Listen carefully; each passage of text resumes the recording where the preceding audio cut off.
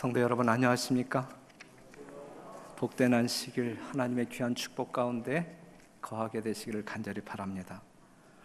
오늘도 우리 찬양대의 아름다운 찬양은 하나님의 보좌를 울렸음에 틀림이 없다 생각합니다. 제가 대학교 2학년 때니까 1980년 처음 저는 설악산을 친구와 단둘이 가게 되었는데 대청봉을 향해서 올라가고 있었습니다. 10월 10일경이었으니까 단풍의 아름다움은 이루 말할 수가 없는 것이죠. 도취되어서 올라갔습니다. 거의 중턱쯤 올라갔을 때 이제 헷갈리는 길이 나왔어요. 오가는 사람도 없었고 길 같지 않는 갈림길에서 약간 두려운 마음을 가지고 이제 우리는 망설이게 되었습니다. 더 어두워지기 전에 산장까지 가야 되는데 이제 길을 찾을 수가 없었던 거예요. 그때에 제 친구는 이 길로 가야 된다라고 주장하고 나는 그 길이 아니다, 이 길로 가야 된다. 결국 네가 주장하는 길이 맞다 틀리다 이렇게 옥신각신하다가 무엇으로 결정했는지 아십니까? 가위바위보 하자. 가위바위보. 그래서 가위바위보 했는데 누가 이겼는지 아십니까? 제가 이겼어요. 그래서 제가 가자고 한 그 길로 이제 가는데 그 길이 맞는 길이었을까요? 틀린? 30분을 걸어갔음에도 불구하고 길 같지 아니한 길이 계속, 결국은 사람 발자국을 발견할 수 없는 아주 이상한 길로 가게 되었습니다. 길이 아니었습니다. 그래서 돌아서서 친구가 맞다고 주장한 길로 돌아왔고 우리는 간신히 산장에 도착할 수 있었습니다. 길을 걷는 여러분들이시잖아요. 잘 알아야 합니다. 잘 알고 선택해야 합니다. 그리고 길이 아니면 가지 말아야 합니다. 창렬이 형 맞죠? 광춘이 누나 어디 있어요? 이 말이 맞아요, 틀려요? 길이 아니면 가지를 말아야 한다. 제가 이 설교단상에서 창렬이 형, 옥지 누나 이렇게 이야기하는 것이 보기 좋아요? 끄떡이 아멘 하는 사람이 있어요.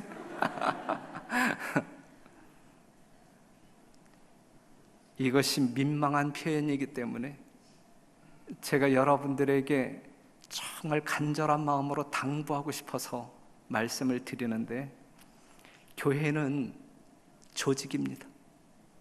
질서가 있어야 되고, 그래서 여러분들이 사생활 속에서 개인적인 관계 속에서의 호칭과 교회 안에서의 호칭은 분명히 달라야 합니다.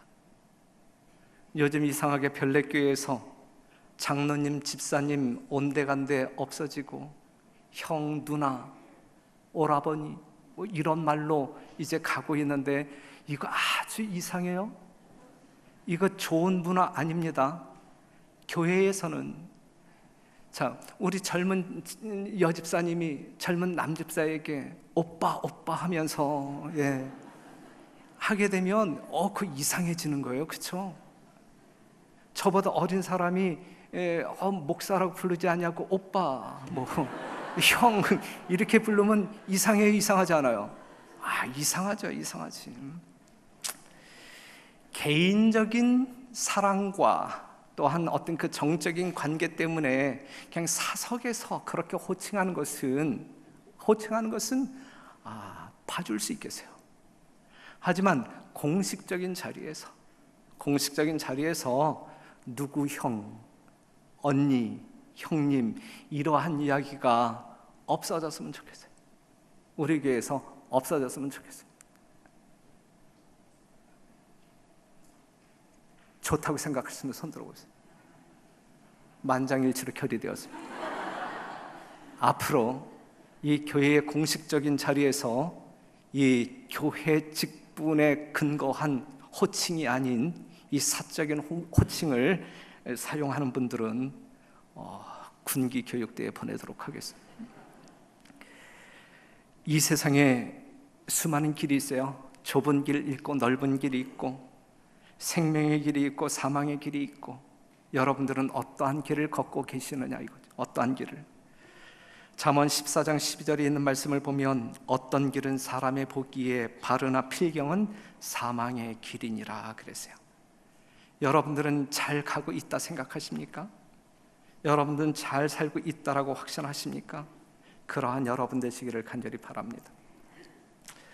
오늘 이 시간에는 우리가 가야 할 길에 대해서 좀 묵상해 보려고 합니다. 본문의 말씀 요한복음 4장 6절에 있는 말씀을 보게 되면 예수님께서 하신 말씀, 내가 곧 길이요 진리요 생명이니 나로 말미암지 않고는 아버지께로 올 자가 없느니라 그랬어요. 예수님이 뭐라고 이야기했어요? 나는 길이다. 나는 길이다. 나로 말미암지 않고는 아버지께로 올 자가 없느니라 그랬어요. 예수님은 분명 자신을 지칭해서 길이라 그랬는데 어떤 길이냐 이거죠. 어떤 길? 아버지께로 갈 수 있는 길. 사망 중에 있는 사람들이 생명으로 옮겨질 수 있는 길. 예수님은 바로 그러한 길이다. 창세기 28장 10절에서 19절에 있는 말씀을 보게 되면 야곱의 이야기가 나오는데 도망치는 야곱. 12절에 있는 말씀을 보면 꿈에 본즉 사닥다리가 땅 위에 섰는데 그 꼭대기가 하늘에 닿았고 또 본즉 하나님의 사자가 그 위에 오르락 내리락 하고 또 본즉 여호와께서 그 위에 서서 가라사대 나는 여호와니 너의 조부 아브라함의 하나님 이삭의 하나님이라. 너 누운 땅을 내가 너와 네 자손에게 주리라. 15절 후반부에 있는 말씀을 보게 되면 내가 내게 허락한 것을 다 이루기까지 너를 떠나지 아니하리라 하신지라. 도망치던 야곱이 돌을 베개 삼아 잠들었을 때에 한 이상을 보잖아요. 땅과 하늘을 연결시키는 사닥다리를 보았고 하나님의 사자들이 그 사닥다리를 오르락내리락 하는 모습을 봅니다. 또한 하나님의 음성이 들렸어요. 하나님의 임재를 경험합니다. 그러면서 그가 외쳤던 이야기는 뭐냐면 여호와께서 과연 여기 계시거늘 내가 알지 못하였도다라고 이야기합니다.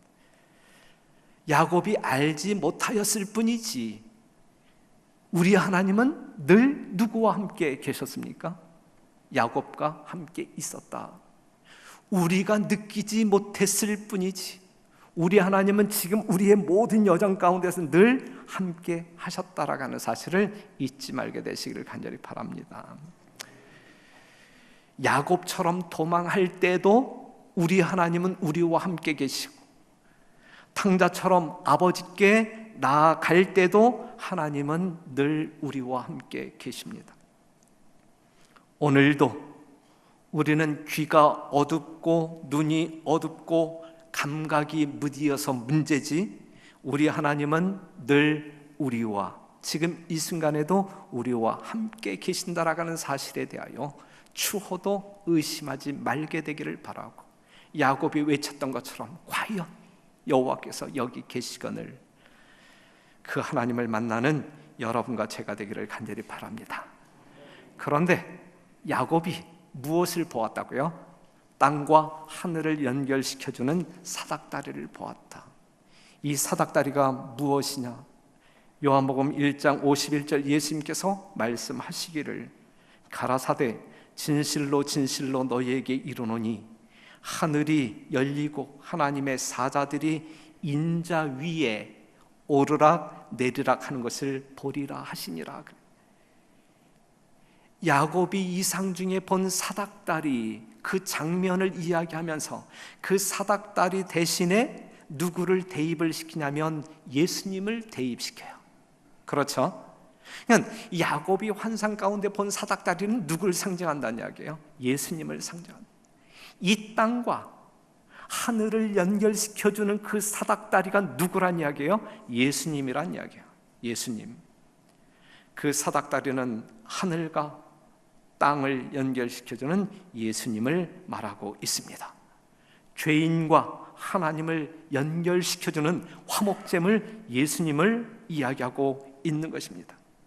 하늘의 문은 예수님으로 말미암아 열렸고 예수님을 밟고 하늘에 들어갈 수 있는 거예요. 우리는 누구를 밟고 하늘에 들어갈 수 있어요? 예수님을 밟고 하늘에 들어갈 수 있어요. 분명 우리 예수님은 하늘로 올라가는 사닥다리, 죄인이 하나님께로 가는 길임에 틀림이 없으십니다. 오직 그 길만을 통하여 여러분들은, 저는 어디에 갈 수 있는 거예요? 하늘에 갈 수 있다. 그렇다고 하면 그 길은 어떻게 만들어졌는가? 그 길은 어떻게 만들어졌는가? 그냥 쉽게 이야기한다고 하면 그 길은 사망 중에 있는 사람들이, 이 땅에 있는 사람들이 생명으로 하나님의 보좌 앞으로 나아갈 수 있는 그 길은 예수님인데, 그 길은 어떻게 만들어졌는가? 간단히 이야기한다고 하면 그 길은 갈라짐으로 말미암아 만들어졌다. 갈라짐으로 말미암아 만들어졌다. 마태복음 27장 50절 다 같이 한번 읽겠습니다. 시작. 예수께서 다시 크게 소리 지르시고 영원히 떠나시다. 이에 성소 휘장이 위로부터 아래까지 찢겨져 둘이 되고 땅이 진동하며 바위가 터지고 그래요. 예수님이 십자가에서 다 이루었다 말씀하시고 운명하시는 순간 성소 첫째 칸과 둘째 칸을 가로막고 있었던 휘장이 위에서부터 찢어졌다. 갈라졌다. 이것이 무엇이냐? 이것이 무엇이냐? 히브리서 10장 15절에서 20절에 있는 말씀을 보면 18절, 이것을 사하셨은즉 다시 죄를 위하여 제사 드릴 것이 없느니라. 19절, 그러므로 형제들아 우리가 예수의 피를 힘입어 성소에 들어갈 담력을 얻었나니 그 길은, 지성소로 들어가는 그 길은 우리를 위하여 휘장 가운데로 열어놓으신, 휘장이 갈라짐으로 말미암아 열어놓으신 새롭고 산 길이요, 새롭고 산 길이요, 휘장은 곧 저의 육체니라 그랬어요. 예수님이 십자가에 달려 돌아가심으로 말미암아 이 성소를 가로막았던 휘장이 뭐 했다 그랬어요? 갈라졌다, 찢어졌다. 그런데 히브리서 10장에 있는 말씀을 보게 되면 그 갈라진 휘장 가운데로 우리가 지성소 안으로 들어갈 수 있는 담력을 얻었다 그랬는데, 이 휘장 가운데로 열어놓으신 이 길은 새롭고 산 길이요 그랬어요. 그 다음에 있는 말씀을 보게 되면 그 휘장은 곧 저의 육체니라. 휘장이 찢어졌다는 이야기는, 그래서 이 땅에 있는 사람들이 하나님의 보좌 앞으로 나아갈 수 있는 새롭고 산 길이 열렸다는 이야기는 예수님이 뭐 했다는 이야기예요? 찢겨졌다. 예수님이 갈라짐으로 말미암아, 예수님의 거룩한 육체가 갈라짐으로 말미암아 그 길이 생겼다. 예? 하나님의 보좌로 나아갈 수 있는 그 새로운 길이 열렸다, 이것이죠. 갈라진 휘장은 갈라진 예수님의 육체를 말합니다. 예수님의 육체가 갈라짐으로 우리는 당당하게 하나님의 보좌 앞으로 나아갈 수 있는 길을 찾게 된 것입니다. 예수님의 피로 말미암아 우리는 하나님께 나아갈 수 있어요. 하나님의 임재 속으로 들어갈 수 있는 유일한 방법은 예수님의 피를 힘입을 때, 예수님이 피 흘려 갈라놓은 그 길, 그 산길. 죄인이 하나님께 당당히 나아가는 길은 예수님의 심장이 갈라짐으로 말미암아 생겨난 길이다. 우리가 시대의 소망에 있는 말씀을 보게 되면 여러분들이 정말 지금까지 수없이 들었던 이야기, 밑줄 친 부분을 보게 되면 그분의 심장은 정신적 고통에 의하여 파열되었다. 그분은 세상 죄를 인하여 죽임을 당하셨다. 예수님의 심장이 갈라졌다는 이야기. 누구 때문에?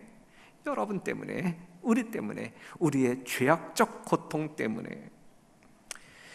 하나님의 백성이 430년 애굽의 억압에서 벗어나 가나안을 향할 때 뭐가 갈라져요? 홍해가 갈라집니다. 바다가 갈라지죠. 바다가.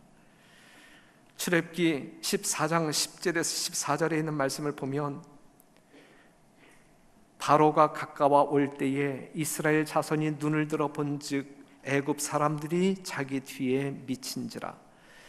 이스라엘 자손이 심히 두려워하여 여호와께 부르짖고 그들이 또 모세에게 이르되 애굽에 매장지가 없으므로 당신이 우리를 이끌어내어 이 광야에서 죽게 하느뇨 어찌하여 당신이 우리를 애굽에서 이끌어내어 이같이 우리에게 하느뇨.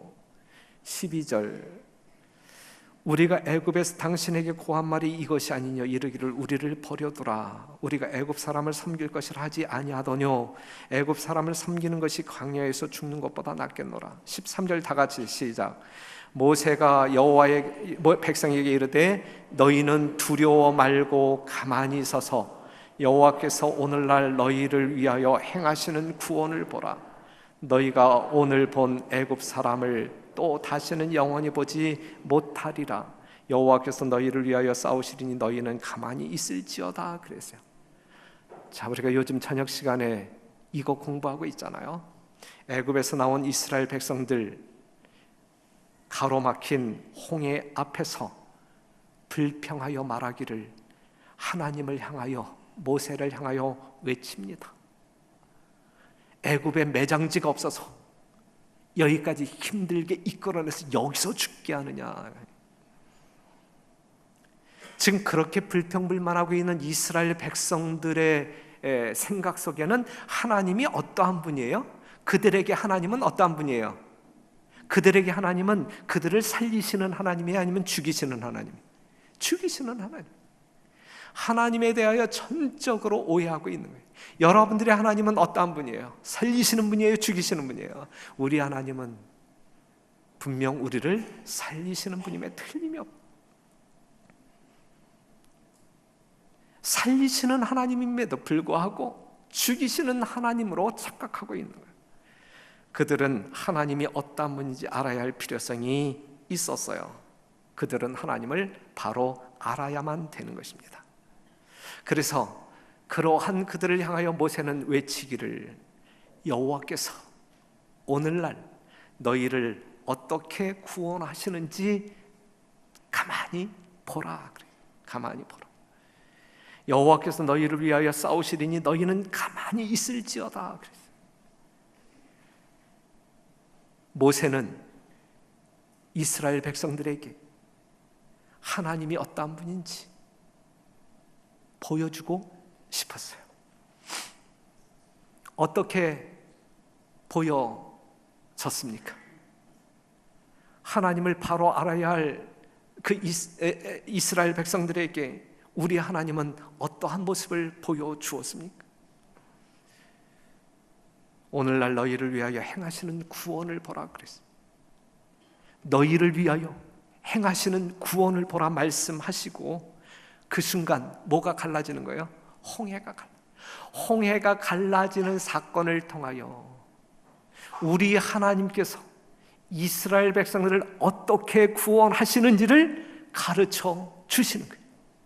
그 가르침을 통하여 이스라엘 백성들은 잘못 알았던 하나님에 대한 인식을 바로 해야 되는 거예요. 홍해가 갈라짐으로 말미암아 길이 생겼어요. 어디로 가는 길? 애굽에서 살던 이스라엘 백성들이 어디로? 하늘 젖과 꿀이 흐르는 가나안 땅으로 가는 길이 열린 거예요. 홍해가 갈라지지 아니하면 그 길은 생겨날 수 없는 거예요. 홍해가 갈라짐으로 말미암아 그 길이 생겼단 말이죠. 이 사건을 통하여 모세는 백성들에게 하나님의 구원을, 하나님이 어떠한 분인지를 가르쳐 주었습니다. 이 바다가 원래 홍해라고 하는 이름을 갖고 있지 않았어요. 얌습, 갈대의 바다라고 하는 뜻이에요. 언제부터 이 바다가 홍해로 불리어졌는지는 몰라요. 많은 신학자들이 이렇게 저렇게 추측을 합니다. 그 근처에 동색 인종들이 살고 있기 때문에 그 바다를 홍해라고 불렀다. 아니면 그 바닷가에 빛나는 암석과 바다 밑에 빛나는 여러 가지 침전물 때문에 물빛이 붉게 보이기 때문에 홍해라고 불리어졌다. 이러한 설들이 있는데 이건 어디까지나 설. 그 다음에 신학자들도 여러 가지 이야기를 하고 있는데 여전히 설이에요, 설. 하지만 이 사건 이후에 신약성경 사도행전 7장 36절이나 히브리서 11장 29절에 있는 말씀을 보게 되면 그 바다를 분명 뭘로 지칭하고 있냐면 홍해로 지칭하고 있어요. 정확한 것은 아니지만 우리가 구속사적인 의미에서 이 홍해를 그냥 이런 식으로 이해하면 어떨까? 그 갈라진 홍해는 누구의 갈라짐을 묘사하고 있는 것이다. 예수님의 갈라짐을, 예수님의 육체의 갈라짐을 묘사하고 있는 것이다. 피 흘림이 없이는 갈라질 수 없는 예수님의 육체. 예수님이 십자가의 갈라짐으로 말미암아 갈라진 바다를 홍해라고, 이렇게 우리가 그냥 여하튼 그러한 의미가 담겨져 있어요. 여하튼 이스라엘 백성들은 갈라진 홍해를 통하여 놓여진 길을 따라 애굽에서 어디로 옮겨질 수 있었어요? 가나안 땅으로 옮겨질 수 있었어요. 바울은 그 갈라진 그 길을 그들이 건널 때에 침례를 받았다라고 이야기합니다. 고린도서 10장 1절, 형제들아 너희가 알지 못하기를 내가 원치 아니하노니 우리 조상들이 다 구름 아래 있고 바다 가운데로 지나며 모세에게 속하여 다 구름과 바다에서 뭘 받고? 침례를 받고. 그래서 침례를 받고. 그리고 바울은, 이렇게 묘사한 바울은 로마서 6장을 통해서 침례의 사건과 의미를 이렇게 이야기합니다. 무릇 그리스도 예수와 합하여 침례를 받은 우리는 그의 죽으심과 합하여 침례 받은 줄을 알지 못하느뇨. 그러므로 우리가 그의 죽으심과 합하여 침례를 받음으로 그와 함께 장사되었나니 이는 아버지의 영광으로 말미암아 그리스도를 죽은 자 가운데서 살리심과 같이 우리로 또한 새 생명 가운데서 행하게 하려 함이니라. 만일 우리가 그의 죽으심을 본받아 연합한 자가 되었으면 또한 그의 부활하심을 본받아 연합한 자가 되리라 그랬어요. 죄인이 의인이 되는 길은 우리가 예수 그리스도를 개인의 구주로 영접하여 침례를 받음으로 말미암아 우리는 의로운 사람이 되는 것이잖아요. 그리스도와 합하여 침례를 받는 것이잖아요. 침례는 그리스도와 죄인이 합하여 하나 되는 사건을 이야기합니다. 그런데 여기서 합하여라고 하는 말, 그리스도와 합하여, 그의 죽으심과 합하여, 그의 장사 지냄과 합하여, 그의 부활하심과 합하여, 침례의 의미에 있어서 가장 중요한 단어는 합하여, 예수님과 합하여라고 하는 말인데, 합하여라고 하는 말은 에이스라고 하는 말. 이 말은 속으로 들어가라고 하는 말이에요. 속으로 들어가. 그렇다고 하면 우리가 침례가 그리스도와 합하여 그 속으로 들어가라고 하는 말인데, 어느 속으로 들어간다는 이야기냐? 어느 속으로 들어간다는 이야기. 예수님의 갈라진 심장 속으로 들어가는 것, 이것이 예수님과 진정으로 하나 되는 경험, 이것이 진정한 거듭남의 의미를 갖고 있는 것입니다. 하나님의 진짜 사랑 속으로 들어갈 때, 사랑하는 성도 여러분, 홍해가 갈라졌어요. 애굽에 살던 이스라엘 백성들이 가나안 땅으로 옮겨지기 위하여 그 갈라진 홍해를 건너서 그들은 가나안을 향합니다. 예수님의 심장이 갈라져요. 애굽 죄의 세상에 살던 여러분들이 하늘 가나안 땅으로 들어갈 수 있는 길이 열렸단 말이죠. 이스라엘 백성들이 갈라진 홍해 바다 속에서 침례를 받았듯이 여러분들은 갈라진 예수님의 심장 속에서 침례를 받을 때에 정말 하나님의 참사랑이 무엇인지 분명히 이해하고 구속의 경륜을 깨달을 때 우리가 거듭나는 것 아니겠습니까? 여러분들을 살리시기 위하여, 여러분들을 하늘로 데려가시기 위하여 우리는 그 길을 만드셨습니다. 우리 예수님께서는 그 심장이 갈라짐으로, 그의 육체가 갈라짐으로 말미암아 그 길이 만들어졌다.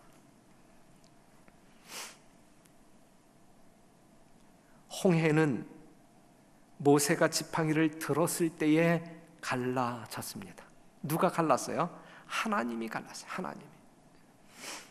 가나안 땅 들어가기 직전 요단강은 또다시 기적적인 방법으로 갈라졌는데, 이것은 모세가 지팡이를 들었을 때 갈라졌나요? 아니면 다른 방법으로 갈라졌나요?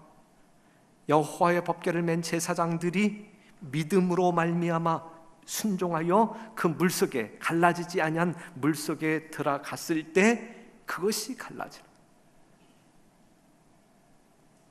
홍해는 하나님이 갈라 놓았어요. 그 길을 건널 때 우리는 정말 애굽에 머물렀던 사람들이 이제 새로운 땅, 하나님이 예비하신 그 나라에 가는 것. 다시 말해서 죄인이 의인이 되는 거예요. 죄인이 의인.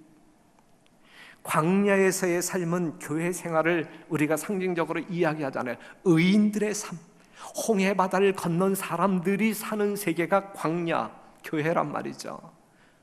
실제적으로 가나안 땅에 들어갈 때에는 하나님이 갈라놓은 그 길 따라 가는 것이 아니라 우리가 정말 그 하나님을 전폭적으로 믿는 믿음으로 말미암아 순종하여 나아갈 때에 그 길이 갈라지는 것입니다.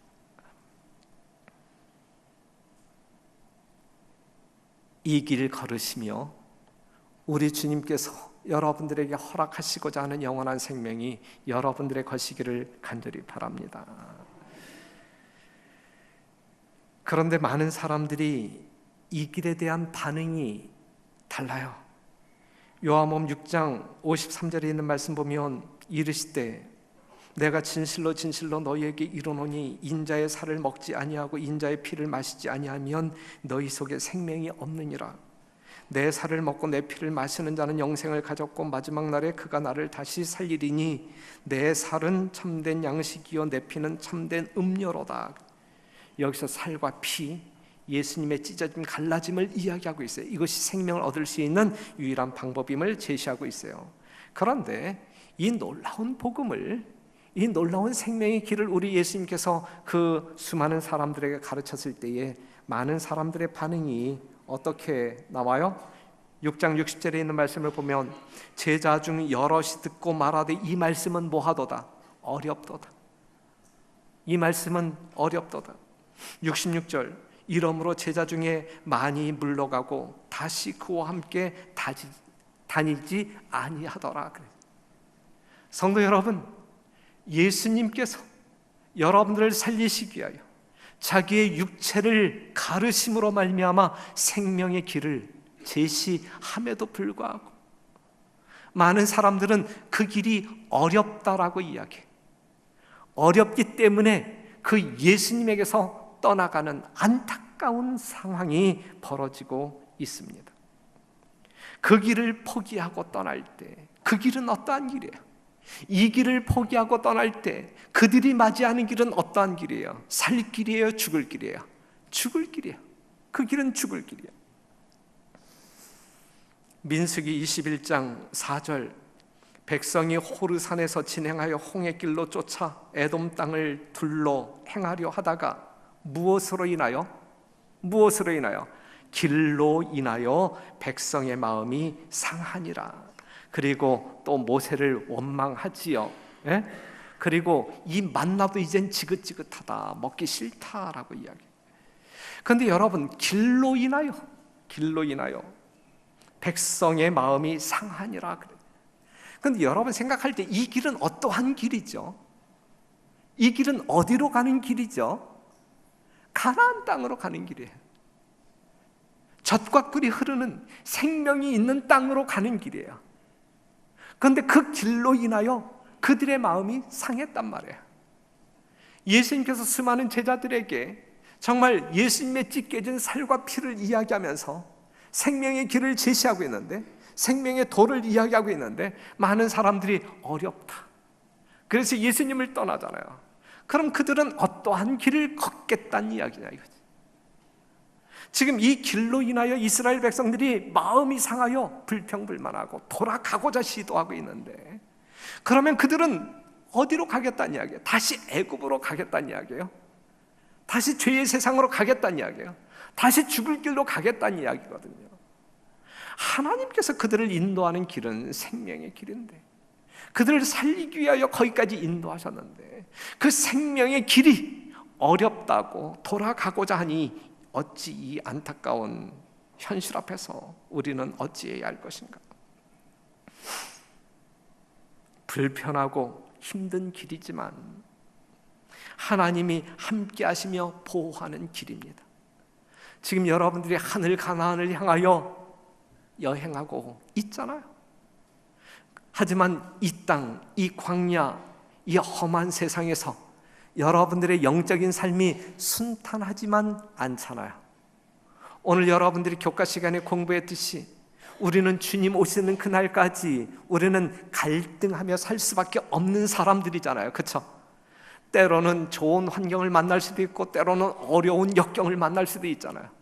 그러한 역경을 만났을 때의 그 길 때문에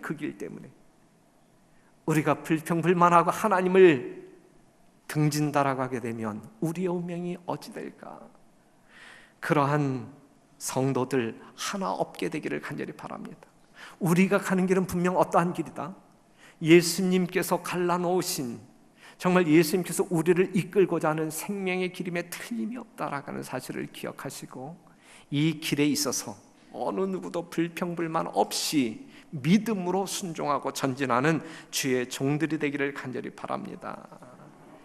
결국 이스라엘 백성들, 정말 그 길로 인하여 불평하고 되돌아가던 사람들이 결국은 뭐에 물려 죽어요? 불뱀에 물려 죽습니다.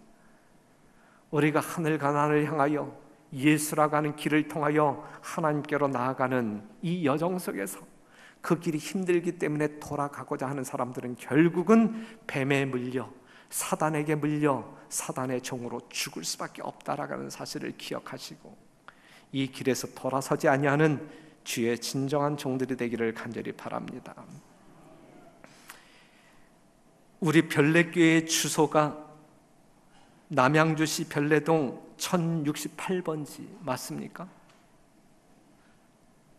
그렇게 아는 사람 별로 없죠. 이 교회 주소 기억하고 사는 분들 별로 없죠. 네.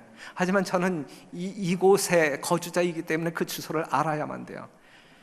남양주시 별내동 1068번, 요걸 집원이라고 이야기, 집원, 그렇죠?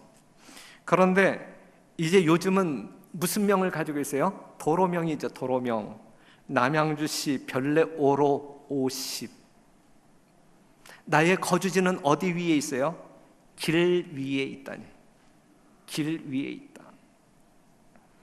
수많은 길이 우리 앞에 놓여 있습니다. 육지에도 바다에도 하늘에도 길이 있습니다. 길이 아닌 곳으로 다니는 것은 매우 위험하다. 매우 위험. 우리는 매 순간 길들을 선택하여 걸어갑니다. 그 선택에 따라 우리의 운명은 결정되는 것입니다.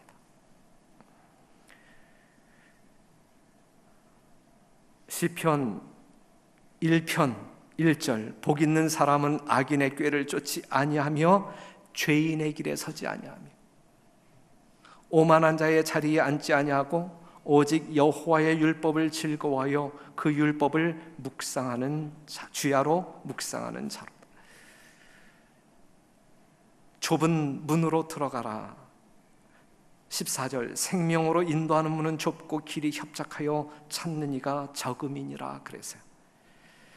사랑하는 성도 여러분, 죄인의 길에 서지 아니하며, 어떠한 사람들은, 의인들은, 예수님의 공로로 말미암아 하나님의 자녀된 사람들은 죄인의 길에 서지 아니하며 넓은 길로 가는 것이 아니라 좁은 길로 내 뜻대로 사는 것이 아니라 하나님의 뜻대로 사는 사람들이 정말 하나님께서 만들어주신 그 길 따라 가는 것이다. 예수님은 뭐라고 말씀하셨어요? 나는 길이다. 나는 길이다. 그 길 말고 여러분들이 살 수 있는 길은 전혀 없습니다. 그 길은 여러분들을 이처럼 사랑하시기에 예수님의 육체를 갈라 놓으심으로 말미암아 생겨난 그 길. 하나님의 사랑이 무엇인지 깨닫지 아니하고는 결코 그 길을 발견할 수 없는 그 길. 갈라진 예수님의 심장 속에서 하나님의 진정한 사랑이 무엇인지 뭉클한 감동 속에 이해하고 그 길을 따라가시는 여러분들이 되기를 간절히 바랍니다. 별내교회는 후반기 또 다른 길이 있어요. 앞에 현수막을 보시면 무슨 길이 있어요? 부흥과 성장으로 가는 길이 있어요. 여러분들이 이 길 따라 가야 되지 않겠습니까? 이 길은 생명의 길일까요? 아니면 사망의 길일까요? 예? 이 길 또한 생명의 길이다. 자, 여기에 나와 있는 현수막을 보게 되면 제자훈련 개강했어요. 지난 안식일날 여러분들이 교회에 딱 와서 묵상기도 하고 이 현수막이 가장 먼저 보일 텐데, 예? 어떠한 현수막이 보여요? 부흥과 성장으로 가는 길. 제자훈련 개강했네. 그러면 여러분들은 어떠한 생각을 가져야 할까요? 예? 나도 거기에 참여해야지. 이런 생각을 갖는 게 이 현수막을 제대로 보는 사람들의 자세이다라고 하는 사실. 그 다음에 또 뭐가 있어요? 이후 초청한 시길 몇 월 며칠 11월 11일. 그러면 난 이제 누구를 초청할까? 그 생각 가지고 기도해야 되지 않겠습니까? 이게 이 현수막을 제대로 보는 사람들의 모습이에요. 그 다음에 또 뭐가 있어요? 소그룹 전도회가 있네. 야, 그럼 이 소그룹 전도회를 위해서 내가 어떠한 구도자를 모시고 갈까? 이러한 생각을 하면서 기도. 전도회가 있네. 이번 전도회 때는 누구를 몇 명이나 데리고 갈까? 이러한 어떤 그 사명에 입각하여 여러분들이 기도하며 준비해야 어디로 우리는 어느 길로 가는 사람이요? 부흥과 성장으로 가는 사람들이다. 반응들이 맹숭맹숭해서 내가 설교를 더 해야 할지, 여러분들이 이해할 만큼 반응이 좀 뜨겁게 나올 때까지 제가 설득을 해야 이 설교가 제대로 된 설교 아닐까요? 맹숭맹숭. 여하튼 부흥과 성장으로 가는 길 여러분들이 참여하지 않아도 돼요. 하지만 예수님께서 만들어 놓으신, 예수님이 갈라놓으신 그 생명의 길은 반드시 따라갑시다.